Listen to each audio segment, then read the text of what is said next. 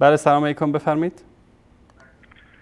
سلام آقای امثالی، شب بخیر. شب شما بخیر، سلامت باشید. حال شما خوبه؟ زنده باشید، تشکر از شما.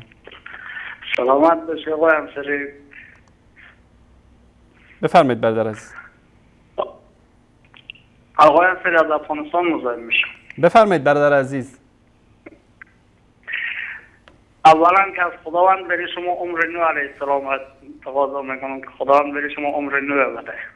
سلامت باشید برادر عزیز گرامی. در این تا الان ما گرفتار شدیم با این شیعه 900 و خورده ای سال. من چطور صبر بکنم با این آخونده؟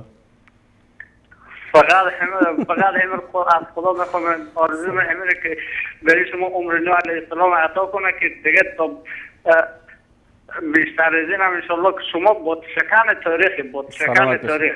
بزرگوارید شما، تشکر از شما.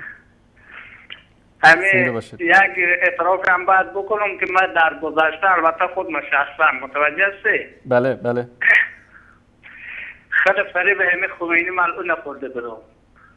الله المستعان. این رهبر تمام مسلمان های دنیا میدونست، ولی از روزی که با شما آشنا شدم، با شبکه شما آشنا شدم که کتابای زیر بریم ما خوندیم دیگه حال 180 درجه برگشتم دیگه واقعا. الحمدلله. از خدمت شما که این برنامه هم که برید تاجیکستان گذاشته اینا هم ما تا در جریان نبودیم، واقعا خیلی به حال مردم تاجیکستان هم ما خیلی چه میشن دیگه حالا خیلی میسوزه.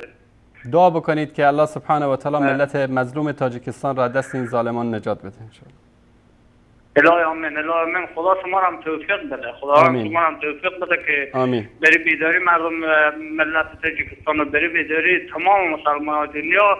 حساب کو شما کار میکنیم. تنها برنامه هم حقیقتش آقای امثالی، تنها برنامه هم که ما مورد نظر ما که چی شده به این برنامه آن رئیس که به خدا ما لحظه شما نمیمونم بری که شبای سه‌شنبه شب یک لحظه هم ما چی نمیکنه وقت قرب دیگه مصرف نمیکنیم که دیگه جا برنامه شما نگاه نکنه. سلامت باشید، تشکر از شما. در ضمن خواهش می‌کنم کلیپ‌های آقای قزوینی را که پخش می‌کنیم گاهی دیگه ما می‌خندیم هم بیرون ما دیگه.